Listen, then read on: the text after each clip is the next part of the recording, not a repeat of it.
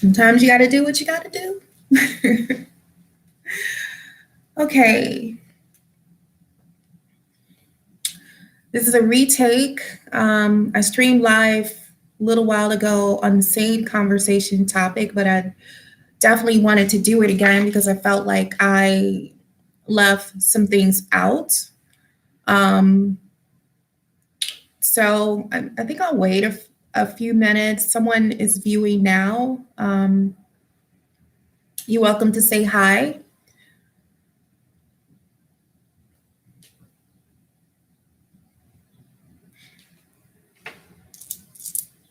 I realize this is such an important conversation or topic, and it's not really discussed enough,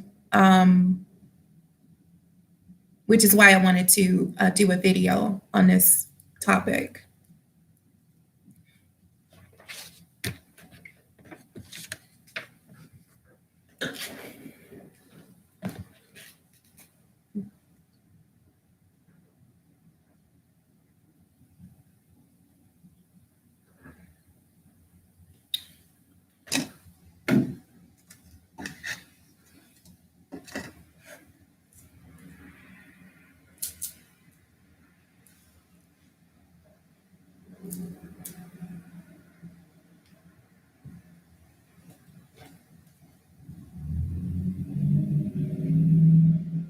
Okay, so let me start off by saying that I realize that the coronavirus is a very serious thing.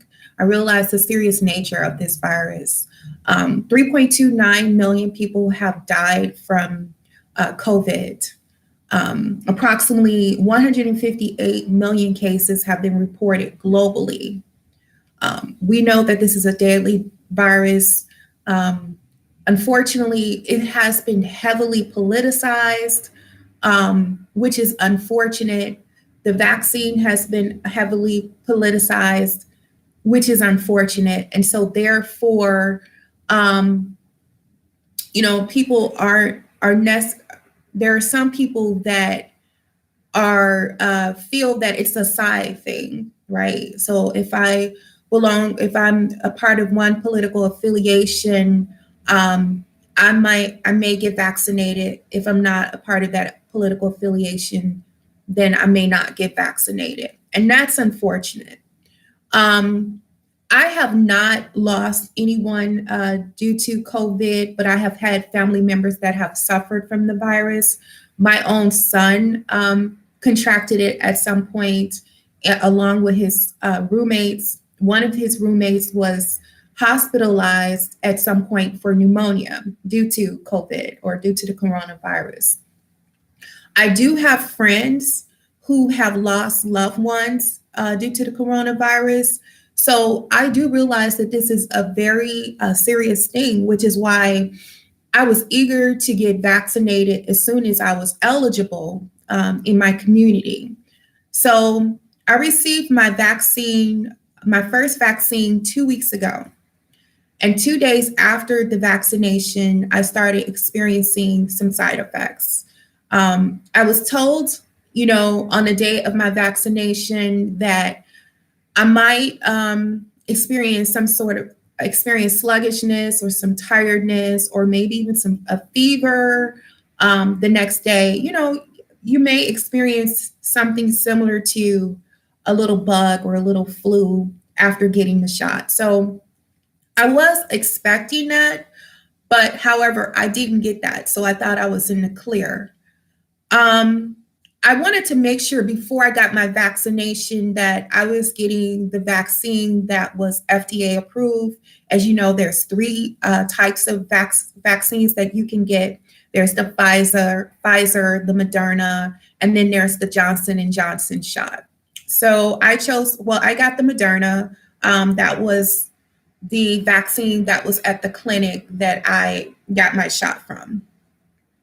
So anyway, after 2 days, I got the shot on a Friday. I think it was April 22nd. And then 2 days following getting the shot on a Sunday, I started seeing a rash developing. And what it looks like is that it looks like the worst case of acne that you probably can ever get. So it was all over my hands, arms, and legs. Now, mind you, I do have a history of skin issues. So over the years, as I've gotten older, I have suffered from a number of skin issues. And then eventually I developed an acute form of eczema. So if I'm not careful, I may experience some sort of flare up. So I have to be particularly careful with things that I come in contact with because it might trigger a eczema flare up. And because it's so acute, sometimes it could be pretty scary. So this response to the shot was quite similar to my eczema flare ups. It looked different, but it was quite similar in a sense where every day I wake up, it's worse, right? Every day I wake up, more is on me, right? Like it looked a lot like hives that are on me everywhere. Well, I'll say everywhere, but on my legs and my arms, and it's uncomfortable because it's I'm assuming an allergic reaction, so therefore it itches. And so I've had to take Benadryl. So I did contact a place where I got my shot, and of course they told me to contact my medical care provider. And I had an issue with my medical insurance here because I relocated not too long ago to another city. I am from Chicago. I relocated to Indianapolis, and my insurance is still tied to Illinois because I'm here indefinitely. And so I'm not sure how long I'm going to be staying here in the COVID world. We're social distancing. Some of us are working virtually. And so I'm trying to city out for a little while for professional reasons. So unfortunately, I wasn't able to see a doctor here. Now, I contacted my dermatologist, and my dermatologist is like, "You're not in Chicago. You need to go to an urgent care center." Well, I can't go to an urgent care center because of my medical insurance. But that's another conversation. Eventually, because I'm still suffering from whatever's going on with me, I may have to go to an emergency room and figure out what to do next in terms of paying for my emergency room visit. So why am I telling you this? I'm telling you this because this vaccine has been touted as an American duty. And I understand that that's how we're looking at things because the coronavirus is a very serious thing. Like, even if you get it and you recover from it, you can also pass it on to someone who may die from it. So I can see how it is. Many of us are looking at it as a civil duty to get the vaccine, and which was why I was eager to get the vaccine for a number of reasons. One, because I felt it was a civil duty. Two, I wanted my life to get back to normal, right? And the sooner life could be normal for me, my life could be a lot more normal, a lot quicker if I got vaccinated, if that makes sense. I feel personally like I would not tell anyone to get vaccinated or not to get vaccinated. Considering what we're up against, considering the consequences of getting the coronavirus. What I would say is, if you know you have a pre-existing condition, or if you suffer from something, if you have a medical issue, then this is something that you want to sit down with and discuss with your medical care provider, because it's really up to you and your medical care provider to see if this vaccine is for you. We're very early in stages as far as developing this vaccine. So, of course, this vaccine has to evolve. One, at some point, it has to, they have to improve the vaccine to basically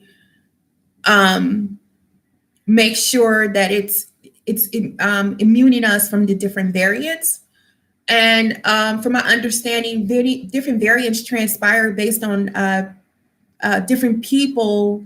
Everybody's different, and so everybody's body is responding different to the virus, which is creating these different variants, if that makes sense. I'm not a medical care expert, but at some point the virus has to improve.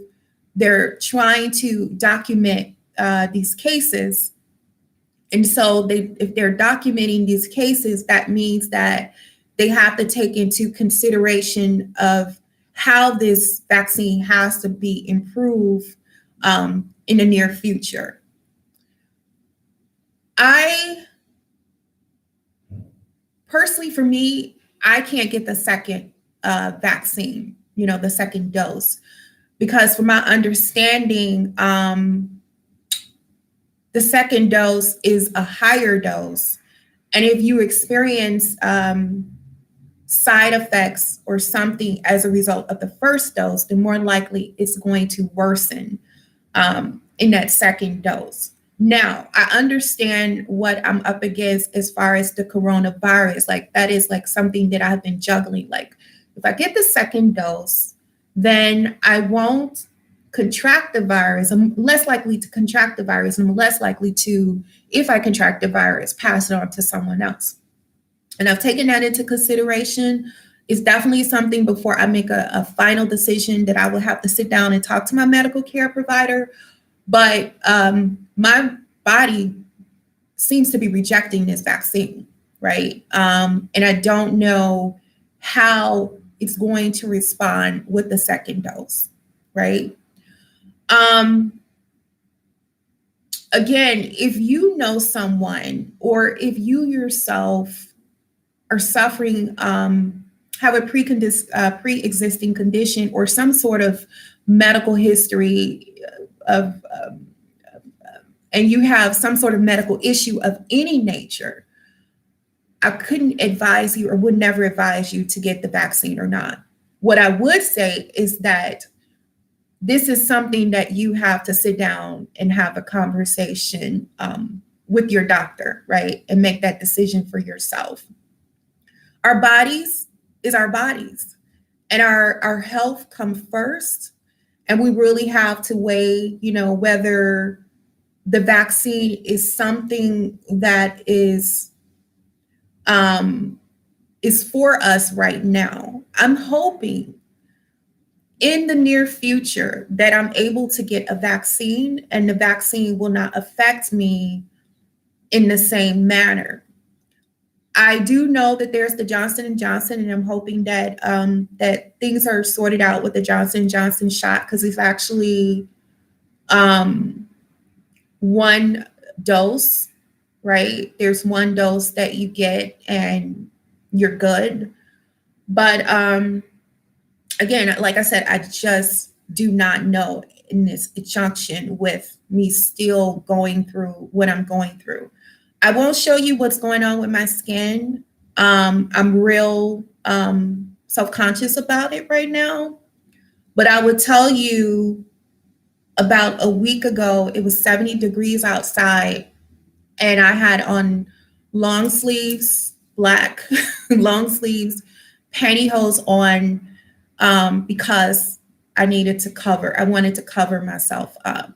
So right now, it's just one of those things where I'm just not comfortable showing, like, what's going on with me. And I know eventually it will resolve itself and go away. But there is a fear of, what would transpire with that second dose. I think I covered everything that I wanted to say about the vaccine. Again, I wouldn't advise you not to get the vaccine, because I know how important it is to be vaccinated. This COVID is such a serious thing, and I know if you're watching or watching later that you're ready to get your life back to normal. This whole thing has been really hard on us globally, hard on us on our lives. We've it's been frightening. It's been a frightening experience trying to keep ourselves protected from this virus, making sure that our loved ones don't contract it. So I know how